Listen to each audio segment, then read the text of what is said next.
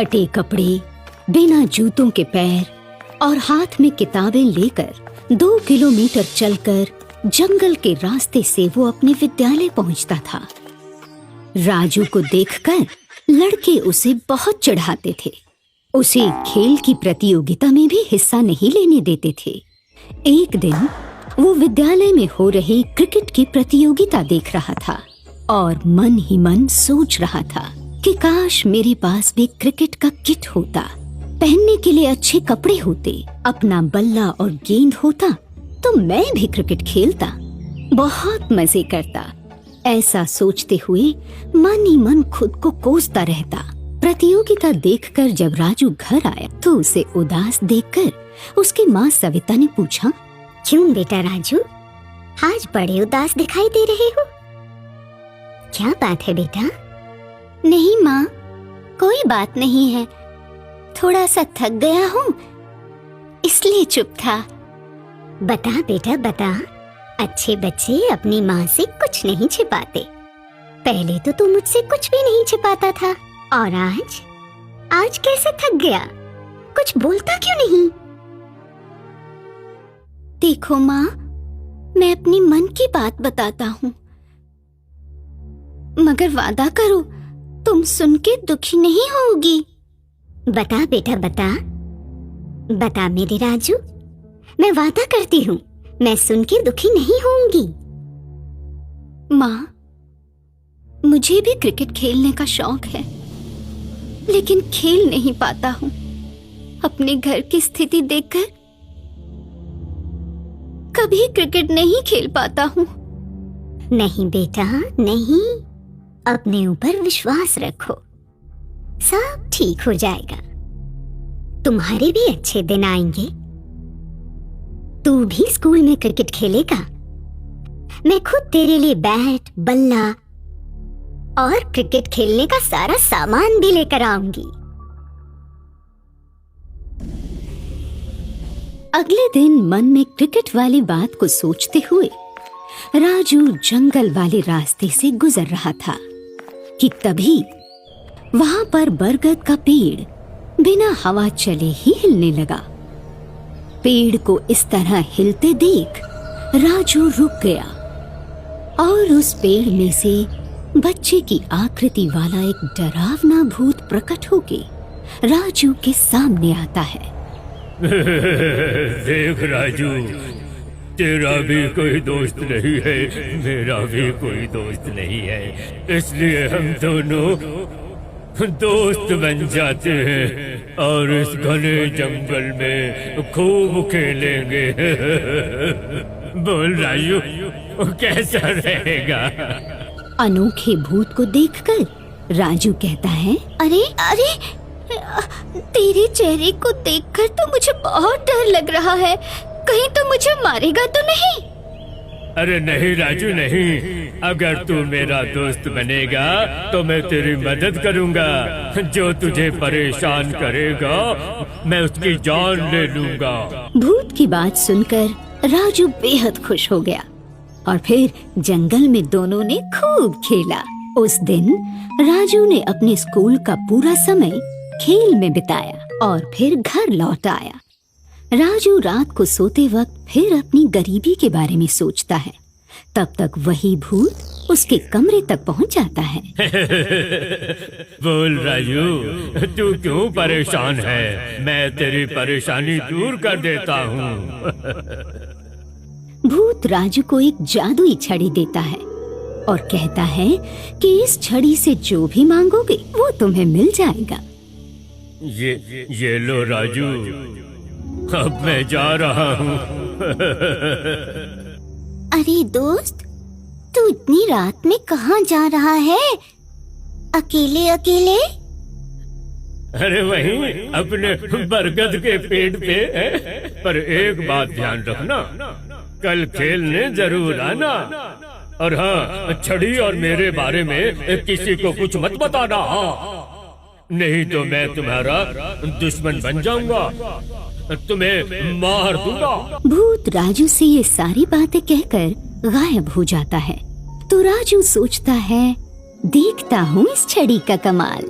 वो भूत सही कह रहा था या गलत, ऐसा सोचकर राजू जादुई छड़ी से कहता है, ए जादुई छड़ी, दिखा दे अपना कमाल और कर दे मुझे माला माल। छड़ी से इतना कहते ही छड़ी का रंग लाल हो जाता है और छड़ी उसे सोने से भरा एक थैला देती है, जिसे देखकर राजू बहुत खुश होता है।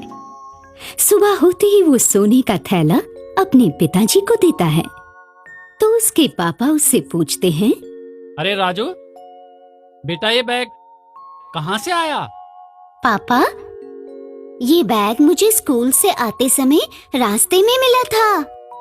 राजू के पापा उस थैले में से धीरे धीरे सोना शहर में बेचते हैं और कुछ ही दिनों में अच्छा सा घर बनवाकर गांव के सबसे अमीर व्यक्ति बन जाते हैं। गांव का मुखिया अपने मन में सोचता है कि राजू का पिता हरिया एकाएक इतना अमीर कैसे हो गया। जरूर कोई गलत काम करता होगा। आज तो शाम को चौपाल पर बुलाकर उससे पूछना ही पड़ेगा। मुखिया शाम को चौपाल पर हरिया को बुलाता है। हरिया, तू सच सच बता, इतना धन कहाँ से लाया? क्या तेरे खेत में सोना उगना शुरू हो गया है? नहीं नहीं मुखिया जी, ये तो राजू ही बता सकता है ये बैग कहाँ से आया है।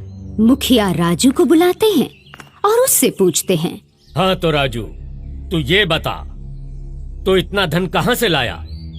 मुखिया के पूछते ही भूत चौपाल पर आ जाता है, जो केवल राजू को ही दिखता है। वो राजू से कहता है, राजू, ये सब गांव वाले तुमसे चिढ़ने लगे हैं। ना तो छड़ी के बारे में बताना और ना मेरे बारे में। हाँ, तो इनसे कुछ मत कहना, मैं अपने आप निपट लूंगा। मैं इनसे अपने आप निपट लूंगा। मुखिया कहता है, तो खड़ा खड़ा क्या देख रहा है राजू? तू सही सही बता, नहीं तो तुझे और तेरे पिता को ऐसा दंड दूंगा कि तू याद रखेगा। मुखिया की बात सुनकर राजू कहता है, मैं आपकी बातों से डरने वाला नहीं हूँ। मैं कहाँ से धन लाता हूँ किसी को बताने वाला नहीं हूँ। अगर मैंने ये बता दिया तो गांव में भूचाल आ जाएगा, तुम सारे मारे जाओगे। मुखिया आदेश देते हुए बोलते हैं, गांव वालों, इन दोनों को तुम पेड़ से बांध दो और तब तक कोड़े बरसाओ जब तक ये सच ना बता दें। मुखिया जी का आदेश सुनते ही गांव वाले राजू और हरिया को पेड़ से बांध देते हैं और जैसे ही उन्हें कोड़ा मारते हैं कि तभी भूत आ जाता है। वो जिसको भी मारता है उसकी मृत्यु हो जाती है। भूत ने अब बड़ा डरावना रूप ले लिया था। गांव वालों, मैं तुमको नहीं छोड़ूंगा, एक एक को मार दूंगा।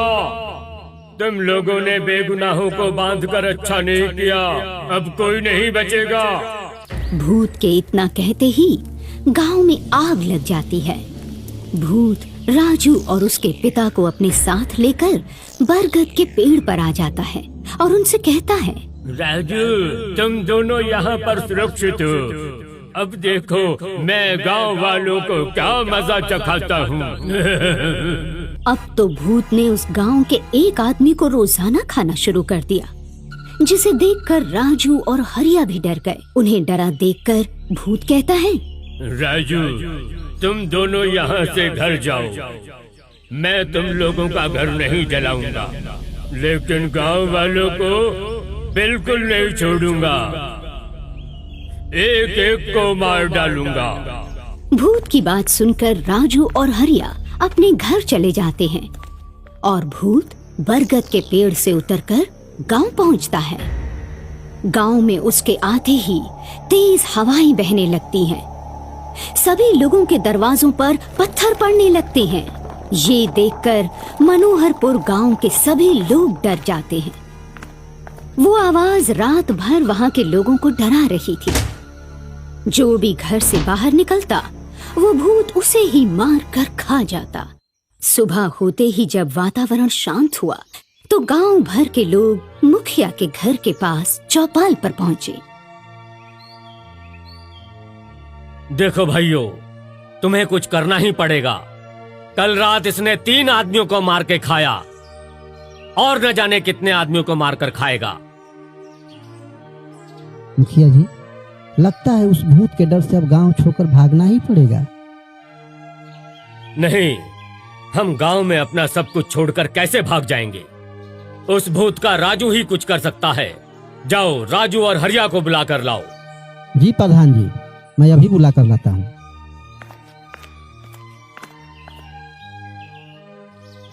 देखो राजू, अब उस भूत से तुम ही पूरे गांव को बचा सकते हो। कैसे बचाओगे उसके बारे में तुम्हें पता होगा। हम कुछ नहीं समझ पा रहे हैं। तुम बहादुर बच्चों की तरह भूत से लड़ो और उसके विनाश से गांव को बचाओ। पूरी पंचायत तुमसे माफी मांगती है। अब कभी तुमसे तुम्हारी संपत्ति के बारे में नहीं पूछा जाएगा। मुखिया की बात सुनकर राजू सोच में पड़ जाता है। वो अपनी जादुई छड़ी लाता है और उससे कहता है, ओ जादुई छड़ी, तुम भूत को बुलाकर उसे बहुत मारो, वो सारे गांव वालों को सता रहा है।